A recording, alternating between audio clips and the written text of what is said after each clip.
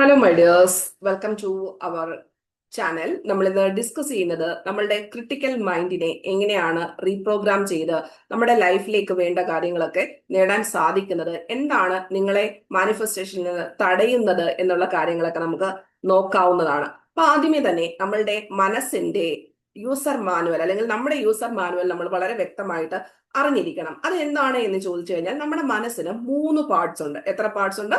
3 parts ഉണ്ട്. അപ്പൊ അതായത് നമ്മൾ എല്ലാവരും പറയുന്നത് എന്താണ്? സബ് കോൺഷ്യസ് മൈൻഡ് റീപ്രോഗ്രാം ചെയ്യണം, സബ് കോൺഷ്യസ് മൈൻഡ് റീപ്രോഗ്രാം ചെയ്യണം. അപ്പൊ ഇതിലേക്ക് കടക്കുന്നതിന് മുമ്പ് പുതുതായിട്ടുള്ള ബിഗിനേഴ്സ് ആരെങ്കിലും ഉണ്ടെങ്കിൽ അവർക്കൊരു ബേസിക് ഒരു അവയർനെസ് കൊടുക്കാൻ വേണ്ടിയിട്ട് ഇപ്പൊ നമ്മൾ ഇപ്പൊ സംസാരിക്കുന്നു, ബോധപൂർവം നമ്മൾ ചെയ്യുന്ന എല്ലാ കാര്യങ്ങളും നമ്മുടെ മനസ്സിന്റെ മനസ്സിലാണ് കൈകാര്യം ചെയ്യുന്നത്. അതായത് ഇപ്പൊ ഞാൻ നിങ്ങളോട് സംസാരിക്കുന്നു, നിങ്ങൾ വീഡിയോ കാണുന്നു, അതെല്ലാ കാര്യങ്ങളും എന്ത് ചെയ്യുന്നുണ്ട്? ബോധ മനസ്സ്. ഇനി അത് നമ്മൾക്ക് ആകെപ്പാടെ വളരെ കുറച്ച് മാത്രമേ ഉള്ളൂ. അത് എപ്പോഴും ലോജിക്ക് തിങ്ക് ചെയ്യുന്ന ആളാണ്. എന്ത് ചിന്തിക്കുന്നു? ലോജിക്ക് മാത്രമായിരിക്കും അതിനകത്ത് വർക്ക് ചെയ്യുന്നത്. മീൻസ് പ്രൂഫ് എപ്പോഴും ഇങ്ങനെ ചോദിച്ചുകൊണ്ടിരിക്കും, തെളിവുണ്ടെങ്കിൽ വിശ്വസിക്കത്തുള്ളൂ, ഇങ്ങനെയൊക്കെയുള്ള കുറെ കാര്യങ്ങളൊക്കെ പറയുന്നതാണ് ഏത്? ബോധ മനസ്സ്. ഇനി നമ്മുടെ സബ് കോൺഷ്യസ് മൈൻഡ് എന്ന് പറഞ്ഞിരിക്കുന്നത്, നമ്മൾക്ക് ആ ഒരു സബ് കോൺഷ്യസ് മൈൻഡ് ആണ് ശരിക്കും ദൈവവും നമ്മളും തമ്മിലുള്ള ആ ഒരു കണക്ഷൻ മീൻസ് എന്ന് പറയുന്നത്. അതായത് സബ് കോൺഷ്യസ് മൈൻഡിനെ നമുക്ക് സ്പിരിച്വലി പറയുവാണെങ്കിൽ നമ്മുടെ സോൾ എന്നൊക്കെ വേണമെങ്കിൽ പറയാവുന്നതാണ്. ഇനി അതുമായിട്ട് ബന്ധപ്പെട്ടിട്ട് പറയുന്ന ടൈമില് ഈ സബ് കോൺഷ്യസ് മൈൻഡ് എന്ന് പറഞ്ഞു കഴിഞ്ഞാൽ 90% അതിന് നമ്മൾ ഈ പറയുന്ന ഒരു ഭാഷകളും മനസ്സിലാവത്തില്ല. പക്ഷേ അതിന് മനസ്സിലാവുന്ന ലാംഗ്വേജ് എന്ന് പറഞ്ഞിരിക്കുന്നത് ചിത്രങ്ങളായിട്ടും അതുപോലെ തന്നെ ഇമോഷൻസ് ആയിട്ട് പറയുന്ന കാര്യങ്ങളൊക്കെ മാത്രമേ അതിനെ ഐഡന്റിഫൈ ചെയ്യാൻ പറ്റുള്ളൂ. അപ്പൊ ഓരോന്നിനും തുറക്കണമെങ്കിൽ ഓരോരോ താക്കോൽ ഉണ്ടെന്ന് പറയുന്നത് പോലെ ഈ സബ് കോൺഷ്യസ് മൈൻഡ് ഓപ്പൺ ചെയ്യണമെങ്കിൽ എന്ത് വേണം? ഈ ഇമോഷന്, അല്ല എങ്കിൽ ഫെയ്ത്ത്, ലവ്, അങ്ങനെയുള്ള കുറച്ച് ഏത് ഇതായാലും ഏത് ഇമോഷന്റെ പേരുകൾ മാത്രം ഞാൻ പറഞ്ഞു എന്ന് മാത്രമേ ഉള്ളൂ. ഇതിനെയാണ് പലരും ഫ്രീക്വൻസി ലോ ഫ്രീക്വൻസിയിലാണ്, ഹൈ ഫ്രീക്വൻസിയിലാണ് എന്നൊക്കെ പറയുന്നിരിക്കും. അപ്പൊ ഏറ്റവും ലോ ലെവലിലുള്ള ഫ്രീക്വൻസി ആണ് ഏതെന്ന് പറയുന്നത് ഈ ലസ്റ്റ് ആയാലും പെയിൻ ആയാലും ആൾക്കാരെയൊക്കെ ക്രിട്ടിസൈസ് ചെയ്യുന്നതായാലും ആങ്കർ, ഫിയർ, ഇവയെല്ലാം ലോ ലെവൽ ഫ്രീക്വൻസി ആണ്. അപ്പൊ നമ്മളുടെ ഫ്രീക്വൻസി ഹൈ ആക്കണം എന്നിട്ടുണ്ട് എങ്കിൽ എന്താവണം? നമ്മൾ ഏറ്റവും അറ്റ്മോസ്റ്റ് ലെവലിലുള്ള ഒരു ഫ്രീക്വൻസി ആണ് ലവ് എന്ന് പറഞ്ഞത്, ഫെയ്ത്ത് എന്ന് പറയുന്നത്,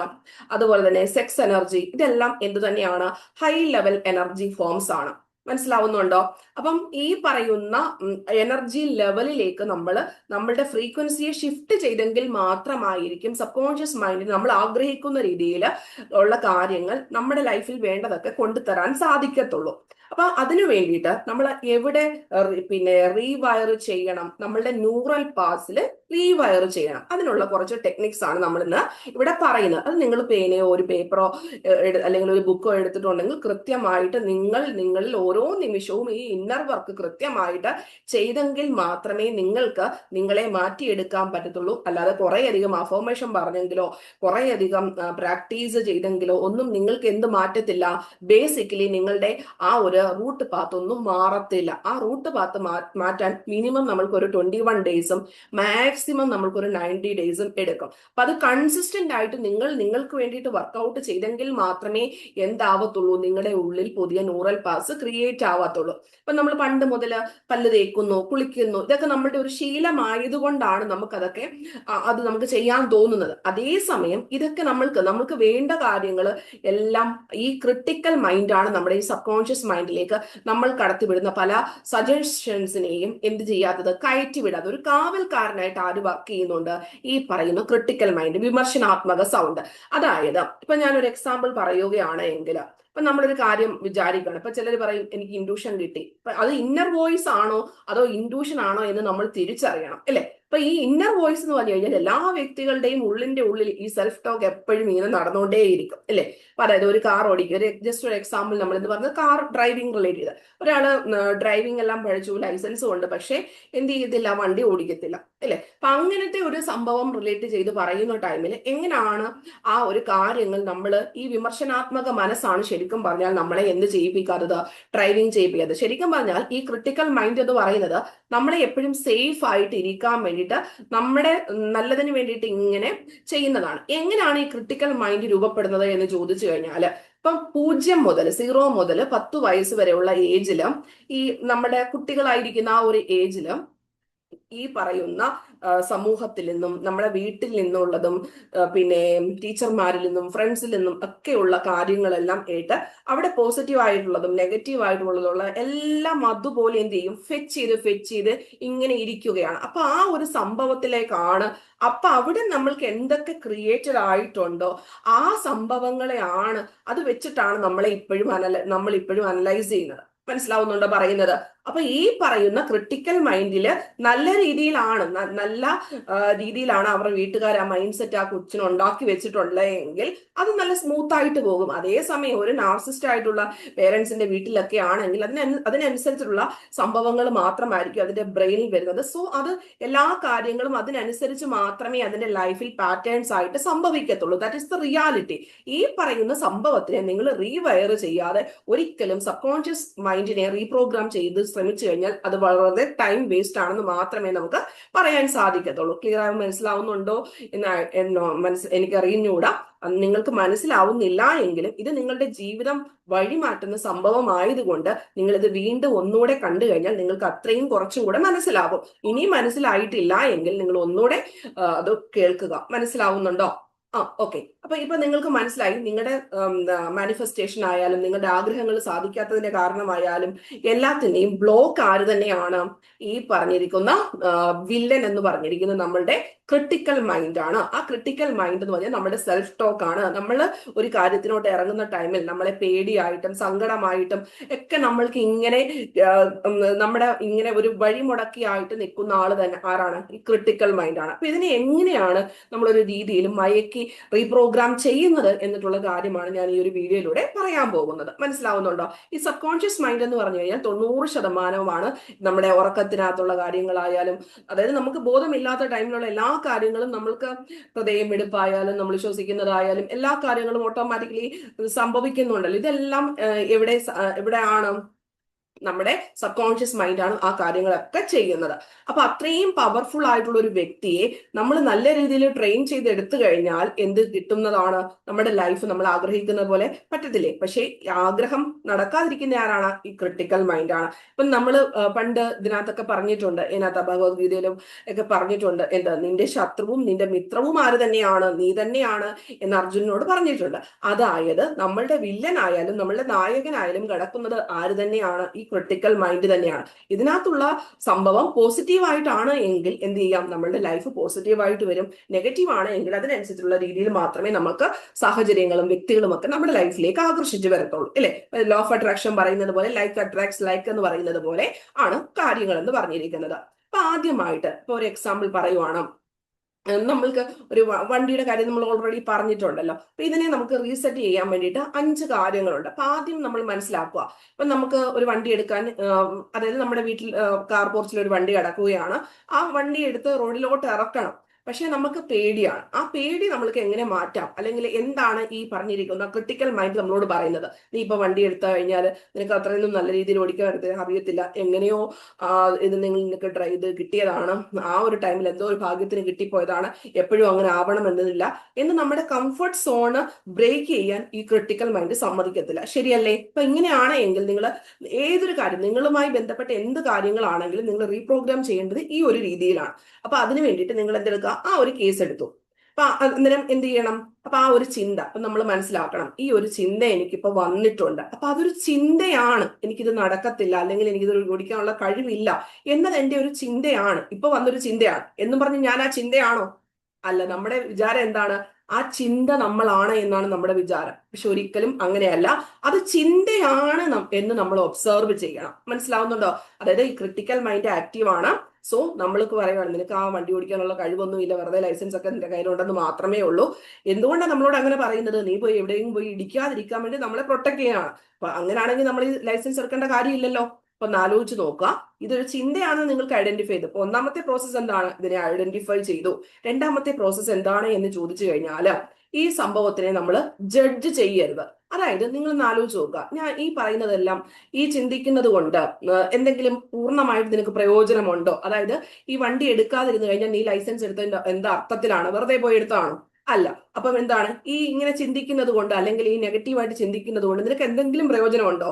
അപ്പൊ അത് നിങ്ങൾ എഴുതി വെക്കണം. ഇങ്ങനെ ചിന്തിക്കുന്നതുകൊണ്ട് നിനക്ക് എന്തെങ്കിലും പ്രയോജനമുണ്ടോ?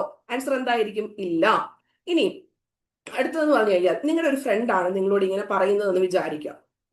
അപ്പൊ ആ വിചാരിക്കുമ്പോൾ നിങ്ങൾ ആ ഫ്രണ്ടിനോട് പറയും, നിനക്ക് വേറെ പണിയൊന്നുമില്ല, നീ പിന്നെ എന്തിനാടാ ഈ ഡ്രൈവിംഗ് ലൈസൻസ് ഒക്കെ എടുത്തു വെച്ചിരിക്കുന്നത്, നീ ധൈര്യത്തോടെ ഓടിക്കടാ എന്ന് നമ്മൾ അവനോട് പറയത്തില്ലേ? ആ സംഭവം നമ്മൾ ആരോട് പറയുക? നമ്മളോട് തന്നെ അങ്ങ് പറയുക. മനസ്സിലായോ? ഇതൊന്നും ആരും നമ്മളോട് പറഞ്ഞു തരത്തില്ല. അപ്പൊ എന്ത് ചെയ്യണം? നമ്മൾ നമ്മളോട് തന്നെ പറയുക, ഇത് നിനക്ക് കഴിയുന്നതാണ്, സോ നീ ധൈര്യപൂർവ്വം ഒന്ന് ഓടിച്ചു നോക്കടാ എന്ന് പറയുമ്പോൾ അവിടെ എന്ത് കിട്ടും? ആ പണ്ടത്തെ ആ സങ്കടം കുറച്ചൊന്ന് റിലീസ് ചെയ്യാൻ തുടങ്ങും. അതായത് ആദ്യത്തെ ടൈമില് നമുക്ക് എടുക്കാനുള്ള പേടി, ഒരു വിറയല് എന്നൊക്കെ വരുന്ന ടൈമിൽ എന്ത് ചെയ്യുന്നുണ്ട്? നമ്മുടെ എനർജി ലെവൽ ലോ ആവുകയാണ്. അപ്പൊ നമുക്ക് ഈ ഒരു മോട്ടിവേഷൻ കിട്ടി, അതായത് നിനക്കൊന്ന് എടുക്കാം എന്ന് പറയുന്ന ആ ഒരു ചിന്ത ഉണ്ടാകുമ്പോൾ തന്നെ എന്ത് ചെയ്തു? ഇതൊരു ചിന്തയാണ്, നമ്മൾ ഐഡന്റിഫൈ ചെയ്തു. അടുത്ത പ്രോസസ്സ് എന്താണ്? നമ്മളൊരു ഫ്രണ്ടിനോട് സംസാരിക്കുന്നത് പോലെ ഇതിനോട് സംസാരിച്ചു. ഈ ക്രിട്ടിക്കൽ മൈൻഡിനോട് നമ്മൾ സംസാരിച്ചു. പിന്നെ നിനക്ക് നല്ല കോൺഫിഡൻസ് ഇല്ലേ, നീ പണ്ട് ഓടിച്ചതല്ലേ എന്ന് 2-3 കാര്യങ്ങളൊക്കെ പറയുമ്പോൾ ഇതൊന്ന് ചെറിയ രീതിയിൽ ചെറുതായിട്ടൊന്ന് തവിയാൻ തുടങ്ങും. അപ്പൊ രണ്ടാമത്തെ പ്രോസസ്സും കഴിഞ്ഞ് ഐഡന്റിഫൈ ചെയ്ത്, പക്ഷെ നമ്മൾ അതിനെ ജഡ്ജ് ചെയ്യരുത്, ഇത് ചിന്തയാണെന്ന് മാത്രം മനസ്സിലാക്കിയേക്കുക. മൂന്നാമത്തെ പോയിന്റ് എന്ന് പറഞ്ഞു കഴിഞ്ഞാൽ ഇതിനെ ഫാക്ട് ചെക്ക് ചെയ്യുക. അപ്പൊ അതായത് ഇത് 100% സത്യമാണോ, ഇങ്ങനെ ചിന്തിക്കുന്നത് കൊണ്ട് നിങ്ങൾക്ക് വല്ല പ്രയോജനമുണ്ടോ എന്നൊക്കെയുള്ള കാര്യങ്ങൾ ആണ്. മനസ്സിലായോ? അതായത് ഒരു തരത്തിലും നമ്മൾ ഇതിനെ അംഗീകരിച്ചു കൊടുക്കരുത്. അപ്പൊ ഇതാണ് മൂന്നാമത്തെ പോയിന്റ് എന്ന് പറഞ്ഞിരിക്കുന്നത്. ഇനി അടുത്ത 4-മത്തെയും 5-മത്തെയും പോയിന്റ് ആണ് നമ്മൾ ശ്രദ്ധിക്കേണ്ടത്. ആദ്യം തന്നെ നമ്മുടെ എന്തൊക്കെയാണ് പ്രശ്നങ്ങൾ എന്ന് നമ്മൾ എന്ത് ചെയ്യണം? നമ്മൾ അംഗീകരിക്കുക. അപ്പൊ ഈ ഫസ്റ്റ് 3 സ്റ്റെപ്പിൽ നമ്മൾ എന്ത് ചെയ്തു? ഫസ്റ്റ് ടൈമിൽ നമ്മൾ അതിനെ ഒബ്സർവ് ചെയ്തു. രണ്ടാമത്തെ സ്റ്റെപ്പിൽ എന്ത് ചെയ്തു? നമ്മൾ അതിനെ വീണ്ടും ഇതൊരു ചിന്തയാണ്, ഇതെന്റെ ശരി, പിന്നെ ഇത് എനിക്ക് എന്തെങ്കിലും ഗുണം ചെയ്യുന്നുണ്ടോ? അതുപോലെ തന്നെ മൂന്നാമത്തെ സ്റ്റെപ്പിൽ വന്ന ടൈമിൽ നമ്മൾ എന്ത് ചെയ്തു? ഒരു ഫ്രണ്ടിനോട് എന്നതുപോലെ നമ്മൾ അതിനോട് സംസാരിച്ച് ഒന്ന് ചെറിയ രീതിയിൽ മനസ്സിലാക്കി ഒരു കോൺഫിഡൻസ് ചെറിയ രീതിയിൽ ഒന്ന് കൊടുത്തു. 4-മത്തെ പോയിന്റ് എന്ന് പറഞ്ഞിരിക്കുന്നത് എന്താണ് എന്ന് ചോദിച്ചു കഴിഞ്ഞാൽ എന്ത് ചെയ്യുക? ഈ പറഞ്ഞിരിക്കുന്ന സംഭവത്തിനെ പോസിറ്റീവായിട്ട് റീഫ്രെയിം ചെയ്തു. അതായത് ഞാൻ മാനസികമായിട്ടൊക്കെ ഇപ്പൊ നല്ല രീതിയിൽ കാർ ഓടിക്കാൻ വേണ്ടിയിട്ടൊന്ന് പ്രിപ്പയർഡ് ആയിട്ടുണ്ട്. ഇനി അഥവാ ചെറിയ രീതിയിൽ എന്തെങ്കിലുമൊക്കെ പ്രശ്നം വന്നാൽ തന്നെയും, ഇടയ്ക്ക് വണ്ടിയൊന്ന് ഓഫ് ആവുകയോ എന്തൊക്കെ ചെയ്തു കഴിഞ്ഞാലും എനിക്ക് പെട്ടെന്ന് അത് ശരിയാക്കാവുന്നതേ ഉള്ളൂ. മനസ്സിലാവുന്നുണ്ടോ? അതിനെ നമ്മൾ മാനസികമായി റീഫ്രെയിം ചെയ്തു. അപ്പൊ എന്ത് ചെയ്യും? ക്രിട്ടിക്കൽ മൈൻഡ് കുറച്ചും കൂടെ ഒന്ന് തവിയാൻ തുടങ്ങും. മനസ്സിലാവുന്നു പറയുന്ന കാര്യം? അതായത് നമ്മൾ തന്നെ നമ്മളുടെ ഈ ചിന്തേനെ റീഫ്രെയിം ചെയ്യുക. അതായത് ഇങ്ങനെ ഒരു ചിന്ത എനിക്കിപ്പം വരുന്നുണ്ട്, നിനക്ക് ഓടിക്കാൻ കഴിയത്തില്ല എന്നൊരു ചിന്ത എനിക്ക് വരുന്നുണ്ട് എങ്കിൽ പോലും മാനസികമായിട്ട് ഞാൻ ഇതിന് വേണ്ടിയിട്ട് നല്ല രീതിയിൽ പ്രിപ്പയർ ചെയ്തിട്ടുണ്ട്. ഇനി അഥവാ എന്തെങ്കിലും ചെറിയ രീതിയിൽ പ്രശ്നം ഉണ്ടാവുകയാണെങ്കിലും അത് എന്നെ കൊണ്ട് ശരിയാക്കാവുന്നതേ ഉള്ളൂ എന്ന് നമ്മൾ 4-മത്തെ രീതിയിൽ പറഞ്ഞു. ഇനി 5-മത്തെ എന്ന് പറഞ്ഞു കഴിഞ്ഞാൽ നമ്മൾ എന്ത് ചെയ്യുക? പെട്ടെന്ന് തന്നെ പോയിട്ട് നമ്മുടെ കാർ പോർച്ചിൽ കിടക്കുന്ന വണ്ടി ചെറുതായിട്ടൊന്ന് ജസ്റ്റ് ഒന്ന് മൂവ് ചെയ്യുക, ഒരു ആക്ഷൻ കൊടുക്കുക. അതായത് ഈ ഒരു ക്രിട്ടിക്കൽ മൈൻഡിനെ ആ ഒരു ചാട്ടം ഒന്ന് ഇല്ലാതാക്കണമെങ്കിൽ എന്ത് ചെയ്യുക? നമ്മളൊന്ന് ആക്ട് ചെയ്ത് കൊടുക്കുക. ഇപ്പൊ നമ്മൾ ദേഷ്യം വരുന്ന ടൈമില് നമ്മൾ പിന്നെ ഇപ്പൊ ഞാൻ കാണിച്ചു തരാന്നൊക്കെ പറഞ്ഞിട്ട് നമ്മൾ വീടിന് വെളിയിലോട്ടൊക്കെ ഇറങ്ങി പോകത്തില്ലേ, പിന്നെ കുറച്ച് കഴിയുമ്പോൾ കയറി വരത്തില്ലേ എന്ന് പറഞ്ഞതുപോലെ നമ്മൾ എന്ത് ചെയ്ത് നോക്കുക എന്ന് പറഞ്ഞതുപോലെയല്ല, ഞാൻ ജസ്റ്റ് കളിയാക്കി പറഞ്ഞാണ്. അതായത് നമ്മളൊന്ന് ജസ്റ്റ് വണ്ടി ഒന്ന് പുറകോട്ടൊന്ന് എടുത്ത് കുറച്ചൊന്ന് ബാക്കിലൊക്കെ കയറി ചെറുതായിട്ട് റോഡിലേക്കൊക്കെ ഒന്ന് ഇറക്കാൻ വേണ്ടിയിട്ടൊന്ന് ട്രൈ ചെയ്ത് നോക്കുക. അപ്പൊ ആദ്യത്തെ പ്രാവശ്യം വിജയിച്ചിട്ടുണ്ടെങ്കിൽ എന്ത് ചെയ്യും? സബ് കോൺഷ്യസ് ഈ പറഞ്ഞിരിക്കുന്ന ക്രിട്ടിക്കൽ മൈൻഡ് നമ്മളുടെ ക്രിട്ടിസൈസ് ചെയ്യുന്ന വാല്യൂസ് കുറച്ച് കൊണ്ടുവരും. അപ്പൊ വീണ്ടും നമ്മൾ ഒന്നുകൂടെ ചെയ്യുക. അപ്പൊ ഈ ഒരു പ്രാവശ്യം ആക്ഷൻ ചെയ്തു. ഇപ്പൊ നമ്മൾ വീട്ടുകാരായാലും നമ്മൾ ആദ്യത്തെ നിന്നെ കൊണ്ടൊരു കഴിവുമില്ല, അപ്പൊ നമ്മൾ മാർക്ക് വാങ്ങിച്ചുകൊണ്ട് കൊടുത്തു. ആദ്യത്തെ പ്രാവശ്യം 25, പിറ്റേ പ്രാവശ്യം 33. അപ്പൊ അവരെന്ത് ചെയ്യും? ഓരോ പ്രാവശ്യവും നമ്മളെ കുറ്റപ്പെടുത്തുന്ന കാര്യങ്ങൾ കുറഞ്ഞു വരത്തില്ലേ എന്ന് പറഞ്ഞതുപോലെയാണ് ഈ പറയുന്ന ക്രിട്ടിക്കൽ മൈൻഡിനെ നമ്മൾ അടക്കുക. ഈ ക്രിട്ടിക്കൽ മൈൻഡിനെ അടക്കി കഴിഞ്ഞെങ്കിൽ മാത്രമേ നമ്മൾ കൊടുക്കുന്ന പ്രാക്ടീസസ് എല്ലാം എവിടെ വർക്കിംഗ് ആവത്തുള്ളൂ? സബ് കോൺഷ്യസ് മൈൻഡിലേക്ക് വർക്കിംഗ് ആവത്തുള്ളൂ. അപ്പം ഈ ക്രിട്ടിക്കൽ മൈൻഡിനെ ആണ് നമ്മൾ ശരിക്കും കൈകാര്യം ചെയ്യേണ്ടത്. അപ്പൊ അവിടെ നമ്മൾക്ക് നല്ല രീതിയിൽ കോൺഫിഡൻസും ഇതുമെല്ലാം കൊടുത്ത് നമ്മളുടെ ചിന്തകളെ നിരീക്ഷിച്ച് ഒബ്സർവ് ചെയ്ത് വിത്തൗട്ട് ജഡ്ജ്മെന്റ് അതിനെ പോസിറ്റീവായിട്ട് റീഫ്രെയിം ചെയ്ത് ആക്ഷനും എടുത്ത് ചെയ്യുമ്പോഴാണ് നമ്മളുടെ ക്രിട്ടിക്കൽ മൈൻഡ് നേരെയാവാൻ തുടങ്ങുന്നത്. ഒരു പ്രാവശ്യം ചെയ്തു എന്ന് പറഞ്ഞ് ശരിയാവുമോ? ഇല്ല. അത് ഒരു പാറ്റേൺ ആയി പുതിയ ന്യൂറൽ പാത്തായിട്ട് ക്രിയേറ്റ് ചെയ്യണമെങ്കിൽ മിനിമം 21 ഡേയ്സ് വേണം. അവരവരുടെ ഇതിനകത്ത് എത്രമാത്രം വേസ്റ്റ് ഉണ്ടോ അതെല്ലാം റീവയർ ചെയ്ത് പുതിയ പാത്ത് ക്രിയേറ്റ് ചെയ്യാൻ മിനിമം 21 ഡേയ്സും മാക്സിമം ഒരു 90 ഡേയ്സുമാണ് വേണ്ടത്. സോ നിങ്ങളത് കൃത്യമായിട്ട് എവിടെയൊക്കെയാണ് നിങ്ങളുടെ ലൈഫിൽ മാറ്റേണ്ടത്, ആ പറയുന്ന നിങ്ങളുടെ പ്രശ്നങ്ങളെയും നിങ്ങളുടെ റെസിസ്റ്റൻസിനെയും എന്തൊക്കെയാണ് എങ്ങനെയാണെന്ന് ഇല്ലാതാക്കിയെങ്കിൽ മാത്രമേ നല്ല രീതിയിൽ ഫ്ലോ ചെയ്യാൻ പറ്റത്തുള്ളൂ. അപ്പൊ ഇതാണ് നമുക്ക് ക്രിട്ടിക്കൽ മൈൻഡിനെ റീപ്രോഗ്രാം ചെയ്യേണ്ട ടിപ്സ് എന്ന് പറഞ്ഞിരിക്കുന്നത്. അപ്പൊ എല്ലാവർക്കും വീഡിയോ ഉപകാരപ്രദമായി എന്ന് വിചാരിക്കുന്നു. അപ്പം എല്ലാവർക്കും all the very best. Thank you and love you all.